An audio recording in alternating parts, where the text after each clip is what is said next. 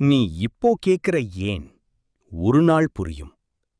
நம்ம வாழ்க்கையில் பல நேரங்களில் எதற்காக இந்த கஷ்டம், எதற்காக இந்த தாமதம்னு கேட்போம். அந்த ஏன்க்கு உடனடி பதில் கிடைக்காது. ஆனா காலம் கடந்த பிறகுதான் அதுக்கான அர்த்தம் புரியும். முருகன் ஒவ்வொரு விஷயத்தையும் ஒரு காரணத்துக்காக தான் நடக்க வைக்கிறார்.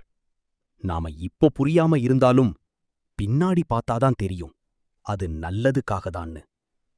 சில நேரங்களில் நம்மை தவறான இடத்திலிருந்து காப்பாத்த முருகன் தாமதம் செய்கிறார். சில நேரங்களில் நம்மை சரியான பாதைக்கு கொண்டு போக அவர் சோதனை தருகிறார். நீ இப்போ சந்திக்கிற பிரச்சனை ஒரு லெசன் மாதிரி. அது உன்னை மாற்றுது, உன்னை வளர்க்குது. நீ இந்த ஃபேஸ கடந்து போன பிறகு நீ வேற லெவலா இருப்ப. நீ இப்போ கேக்குற ஏன் அப்போ நன்றியாக மாறும். முருகன் உன்னுடன் இருக்கிறார், நீ தனியா இல்ல. இந்த மெசேஜ் உனக்கு வந்தது ஒரு காரணத்துக்காக தான். இது ஒரு ரிமைண்டர். நீ இப்போ புரியாத விஷயம் ஒரு நாள் உன் வாழ்க்கையை மாற்றும். நம்பிக்கை வை. ஓம் முருகா.